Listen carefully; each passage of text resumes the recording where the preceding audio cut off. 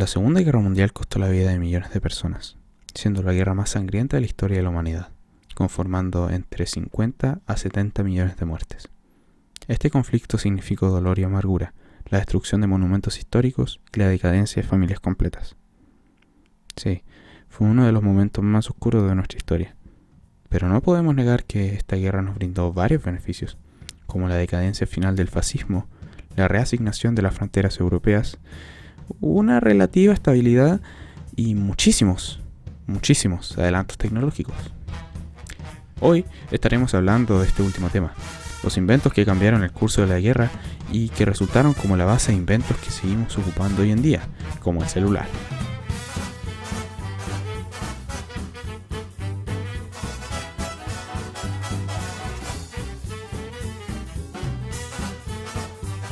Se dice que las guerras, en especial las de magnitud considerable, tienen la capacidad de adelantar los avances tecnológicos de 15 a 20 años, más que nada por la carrera armamentística, tener que ser superior a tu enemigo estratégica y tecnológicamente. Y uno de los inventos más importantes cambió la guerra en muchos sentidos, añadiendo un nuevo frente de batalla completamente distinto. Estoy hablando, por supuesto, de... Ahora, lo sé. El avión se inventó formalmente en 1903 por los hermanos Wright y fue utilizado en la Primera Guerra Mundial en muchas tareas. Pero, en la Segunda, el mundo pudo evidenciar el verdadero potencial de los aviones. Eran más rápidos, más versátiles, alcanzaban mayores altitudes, podían almacenar más munición, podían disparar mayores calibres y en general eran más letales. Ahora veremos algunos de los adelantos más importantes.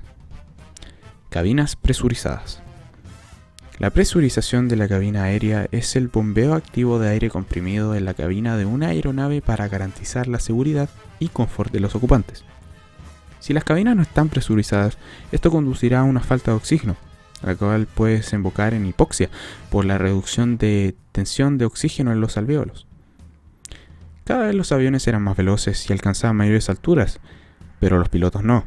A la altura de 2.500 metros, los pilotos de aviones de prueba empezaron a experimentar síntomas de hipoxia, o sea, falta de oxígeno, lo cual resultaba en desmayos extremadamente peligrosos si es que el piloto no se recuperaba a tiempo. La mayoría de los bombarderos de la Segunda Guerra Mundial volaban a una altitud de 6.100 metros. Ningún piloto sin una cabina presurizada podría llegar a esa altura. Ya se habría desmayado antes de llegar a los 3.000. A finales de la Gran Guerra, la compañía británica Airco modificó un avión modelo DH-9A agregándole una cabina presurizada. Y, al volar en 1921, se convirtió en el primer avión en tener un módulo de cabina presurizado. Los que siguieron con la idea fueron los alemanes, quienes desarrollaron el Junkers Ju-49. Un avión específicamente construido para probar técnicas de presurización de cabina y comportamiento de aviones a grandes altitudes. La mayor altitud alcanzada por un avión en la Segunda Guerra Mundial se llevó a cabo por un Spitfire Mark 19 inglés, alcanzando la impresionante cifra de 15.600 metros de altura. Motor a reacción. Si los nazis son conocidos por algo, además de sus horribles crímenes contra grupos raciales, era por su impresionante capacidad de desarrollar inventos extremadamente adelantados para su época. Algunos dicen que Hitler tenía un amigo alien, o que él tenía una máquina del tiempo llamada La Campana.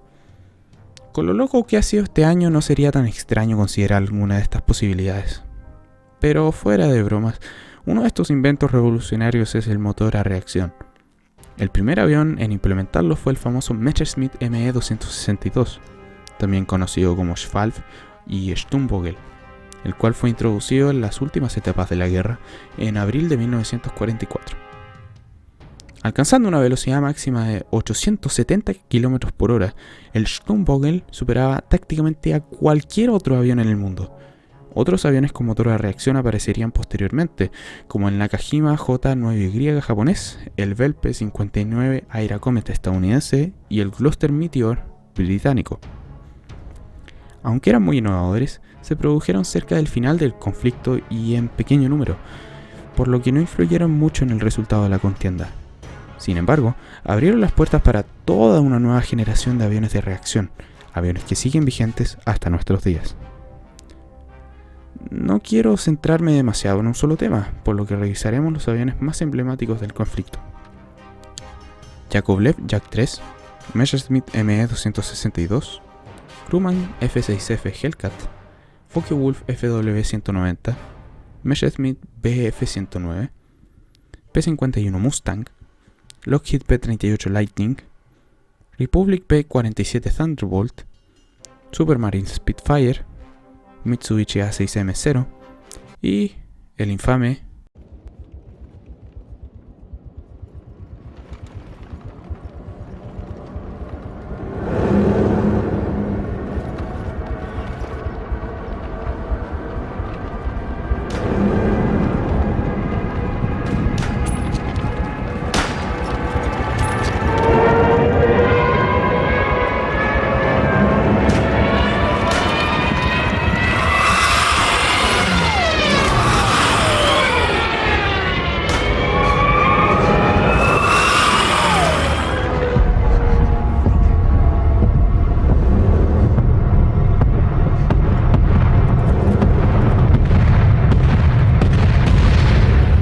Junkers Ju-87 Stuka.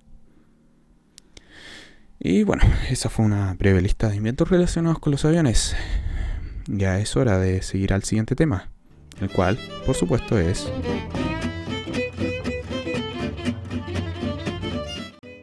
misiles balísticos intercontinentales. ¿Qué son los misiles balísticos intercontinentales, o ICBM?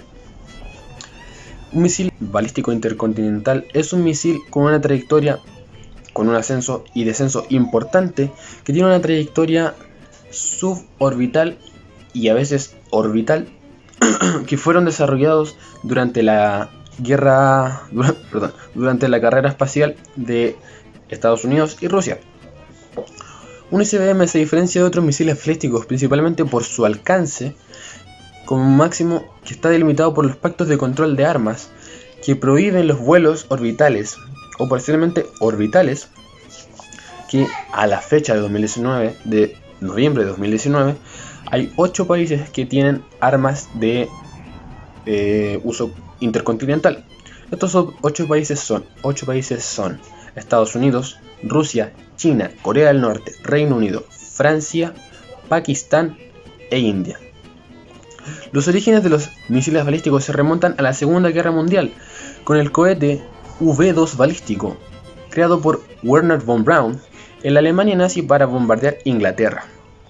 La idea partió en bombardear Nueva York y otras ciudades aledañas de la costa este, con el proyecto Project America bajo la dirección de Wernher von Braun. El misil A9-A10 inicialmente iba a ser guiado por radio, pero fue modificado para ser una nave de pilotaje tras el fracaso de la operación Elster. La segunda etapa del misil A9-A10 fue empleada entre enero y febrero de 1945. Después de la guerra, Estados Unidos y la Unión Soviética recopilaron científicos y diseñadores alemanes a través de la operación Paperclip por Estados Unidos y Osuavakin por la Unión Soviética. Gracias a esta ayuda en la Unión Soviética, Sergei Korolev construyó el primer cohete R-7 en los años 1950 y el 4 de octubre de 1957 puso en órbita el primer satélite artificial Sputnik con un misil de mayor alcance que podía alcanzar el territorio continental de América y todos los países de Europa. Ladies and gentlemen. Al ver esto, Estados Unidos aceleró el proceso de lanzamiento, el proceso de fabricación también de los misiles intercontinentales, y lanzó el primer misil Atlas en 1957, la primera lanzadera espacial del país americano, donde nació la carrera espacial contra la Unión Soviética. Los primeros misiles balísticos intercontinentales, los soviéticos R-7, R-9 y los estadounidenses Atlas y Titan I, utilizaban combustible propergol criogénico. Esto condicionaba su empleo, ya que los propergoles solo se podían almacenar en un misil por un corto periodo, luego debían de ser retirados y recargados con su combustible pero esto tardaba demasiadas horas. La siguiente mejora fue el empleo de combustibles propercoles que se podían almacenar a temperatura ambiente, generalmente hipercólicos. Pero las dificultades de manipulación de estas sustancias tóxicas y corrosivas generaban problemas a la hora de lanzar los misiles Titan II, que condujo el nuevo modelo del Titan 1, Titan 2, condujo a la sustitución casi universal de los nuevos cohetes ICBM de combustible sólido. Estas generaciones de misiles ICBM fueron las génesis de los sistemas de lanzamiento de los ingenieros espaciales durante la carrera espacial durante la Guerra Fría.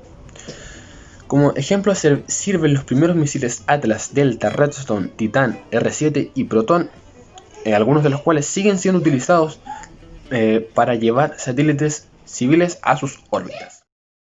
Vivimos en un mundo conectado. Todas las comunicaciones se realizan al instante. Podemos ver películas sin necesidad de un cine. Podemos tomar fotografías sin necesidad de una cámara especializada. Todo lo que podemos hacer en los teléfonos o en los computadores es gracias a la...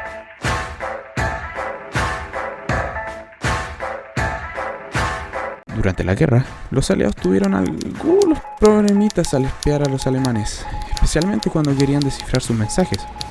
Los nazis utilizaron una máquina muy similar a una máquina de escribir llamada Enigma, la cual encriptaba los mensajes al instante mediante una combinación especial, que solamente podía ser descifrada por otra máquina Enigma con la exacta combinación.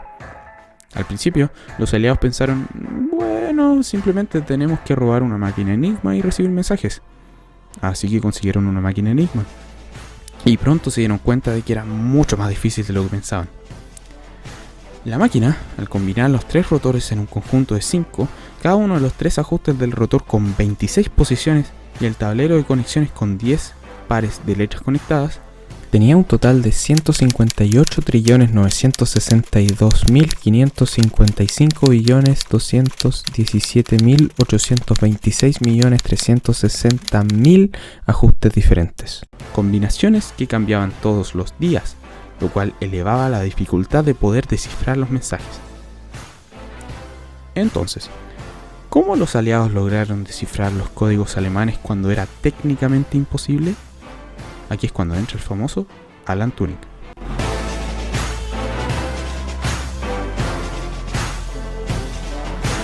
Alan Mathison Turing fue un matemático, lógico, informático teórico, criptográfico, filósofo, biólogo teórico, maratoniano y corredor de ultradistancia británico que lideró el proyecto ultra secreto inglés en el cual se buscaba crear una máquina con la cual descifrar los mensajes de la máquina Enigma. Y lo logró, mediante su brillantemente nombrada máquina de Turing. No entiendo cómo él y su equipo tuvieron la capacidad de descifrar un código indescifrable, pero no tuvieron la capacidad de ponerle un nombre interesante a su máquina. Supongo que es un enigma. La máquina de Turing fue clave para formar los cimientos de la computación. Por supuesto, en tiempos de guerra fue trascendental en descifrar mensajes alemanes que contenían planes completos y datos comprometedores. Según muchas personas, sus esfuerzos acortaron la guerra en 2 años. Pero después del conflicto, sus avances fueron utilizados para crear lo que hoy conocemos como las primeras computadoras. Lamentablemente, Turing no vería el verdadero impacto de su invento, ya que en 1952 fue procesado por su homosexualidad bajo los cargos de indecencia grave y perversión sexual. Se le dio a elegir entre ir a prisión o tomar un tratamiento de castración química. Él eligió la última.